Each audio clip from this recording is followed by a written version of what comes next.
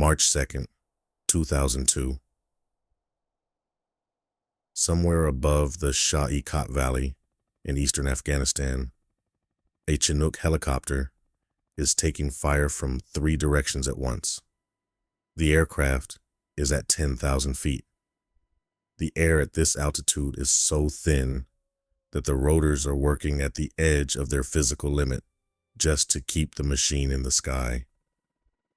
Every pound of weight is a negotiation with physics.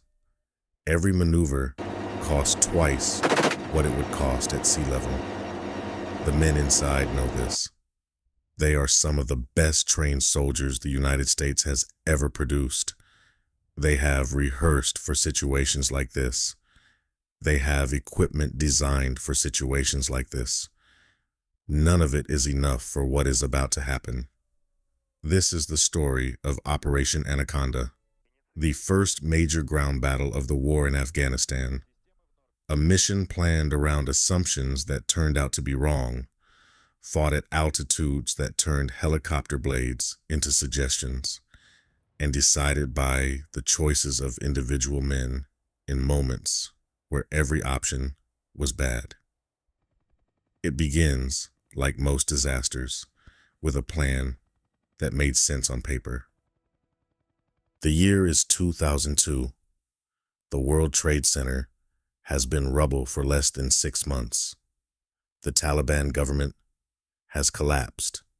Al-Qaeda's leadership has scattered. But scattered is not gone. American intelligence locates a concentration of fighters in the Shah-i-Kot Valley in Paktia province, southeastern Afghanistan. The valley sits at between 8 and 12,000 feet above sea level. It is surrounded by ridge lines that give whoever holds the high ground complete observation of everything below. The fighters there have been there for years. They know every fold in the terrain. They have had months to prepare. American intelligence estimates their number at around 200, maybe a few more. The plan built around this estimate is called Operation Anaconda. The logic is straightforward. An Afghan militia force of about 800 men, supported by American Special Forces advisors, will move up the valley floor from the south. This will push the Taliban and Al-Qaeda fighters northward and upward. On the high ground to the north, American forces will be waiting. The enemy is squeezed between 2 elements. The Anaconda closes. The plan requires the enemy to behave the way the intelligence says they will behave. It requires the numbers to be roughly correct. It requires the terrain to be workable for the helicopters that will insert and support the blocking forces on the high ground. None of these requirements will be met. The first thing that goes wrong happens before a single American boot touches the valley floor. On the night of March 1st, a Chinook helicopter carrying a team of Navy SEALs approaches a landing zone on a ridgeline called Takur Gar, the mountain, 10,000 feet, the insertion point for one of the blocking positions. The original plan called for the SEALs to insert hours earlier, in darkness, before any fighting began. A series of delays pushed the timeline back. They are arriving late. And late, at this landing zone on this mountain, means something specific. It means they are arriving after the enemy has had time to set up. The Chinook comes in over the ridgeline. The crew sees a weapons cache below. They see footprints in the snow. They see signs that someone has been here recently. What they do not see, in the darkness and at speed, is the RPG team that has been waiting. The rocket hits. The aircraft takes damage. The pilots fight to maintain control. In the chaos, one of the SEALs, a petty officer, falls from the open ramp. He falls onto the landing zone, alive. The Chinook limps away from the mountain, losing altitude, fighting for control. The crew gets it down several miles away. Everyone aboard survives, but one man is on Takur Gar, alone, surrounded. What happens in the next 4 hours will define the entire battle. The decision is made immediately and without hesitation. You do not leave a man. A second Chinook, carrying a quick reaction force, turns toward Takur Gar. They know the mountain is hot.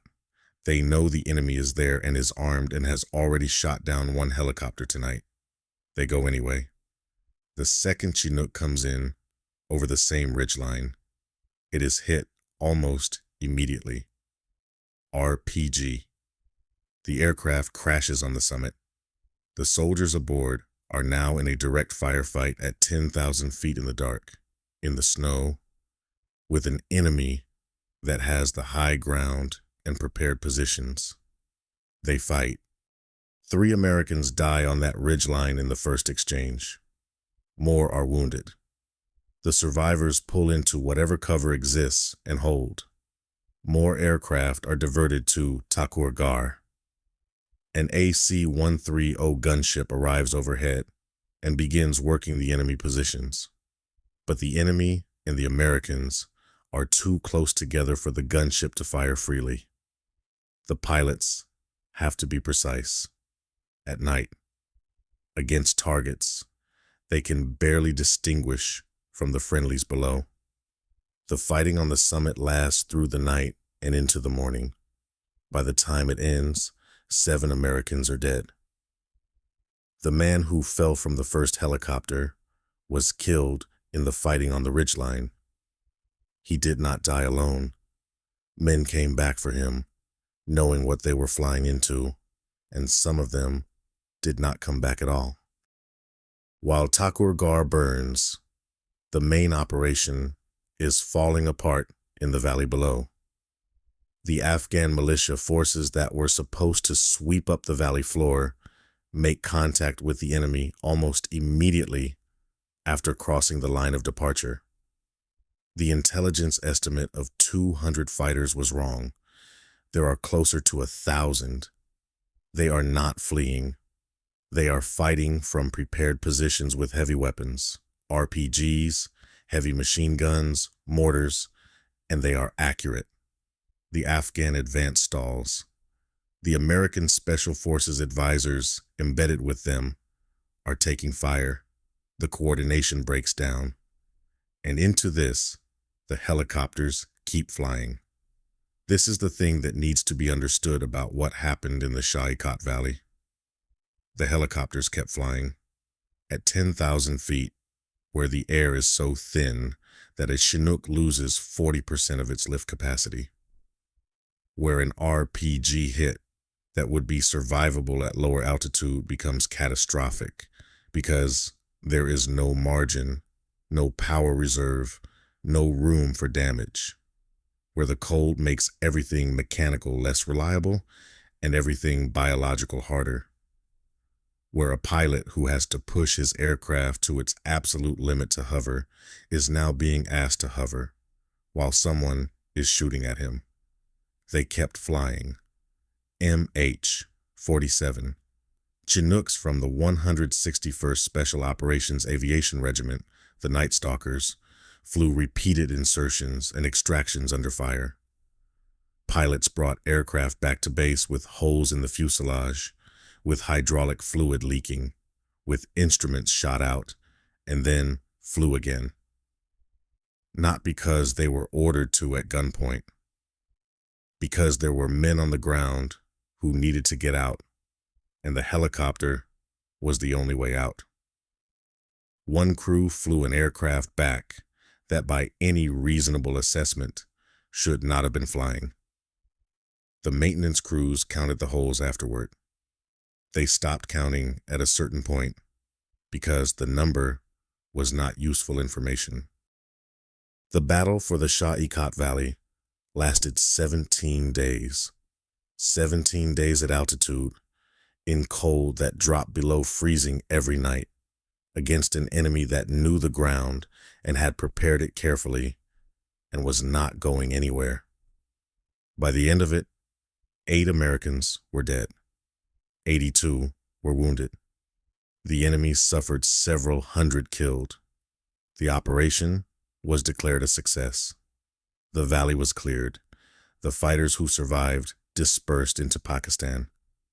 Whether it was a success depends on what you were trying to measure. What is certain is what it revealed. The intelligence was wrong about the numbers. The plan assumed an enemy that would run and found one that would fight. The coordination between conventional forces and special operations was difficult. The helicopters were being asked to operate at the edge of what was physically possible and sometimes beyond it.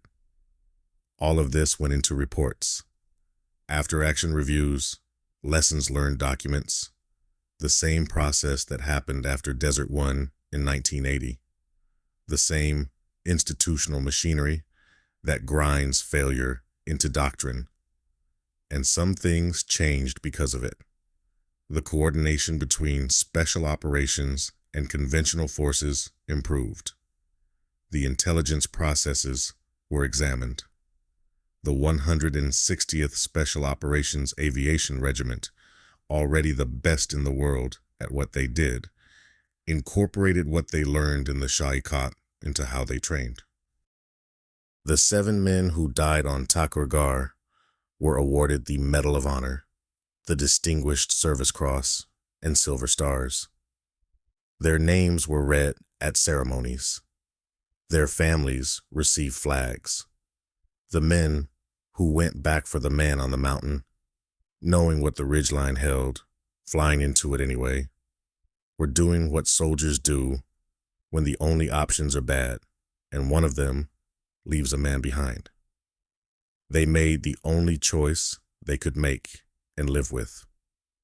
Some of them did not come back.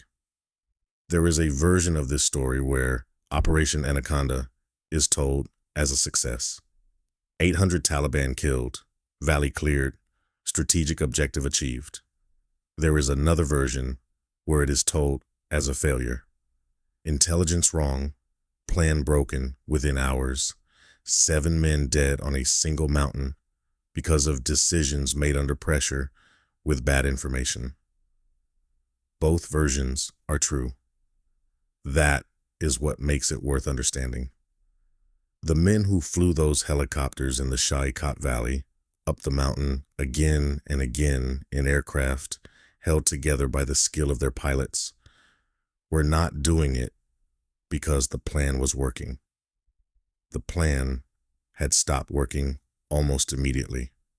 They were doing it because there were men on the ground and the helicopter was the only way out. And they were the ones with the helicopter. That is a different kind of courage than the kind that exists in a plan. It is the kind that exists when the plan is gone, and all that is left is the decision in front of you. The mountain did not care how good they were. It imposed the same physics on the best pilots in the world that it imposes on everything else. Thin air, cold, altitude, the rotor blades working at the edge of what is physically possible. They flew anyway, and the men they brought out, the ones who made it off that ridgeline and out of that valley, are alive because of it. Sometimes that is the whole story, not a victory, not a defeat. Just men doing what needed to be done in conditions that made it nearly impossible, for the oldest reason soldiers have ever had. Because their guys were up there. If you made it to the end of this video, you understand why these stories matter. Not because they are triumphant, not because they end clean, but because the men in them were real, because what they faced was real, because the decisions they made under impossible pressure were real. Military history told the way it deserves to be told. Subscribe. New video every week.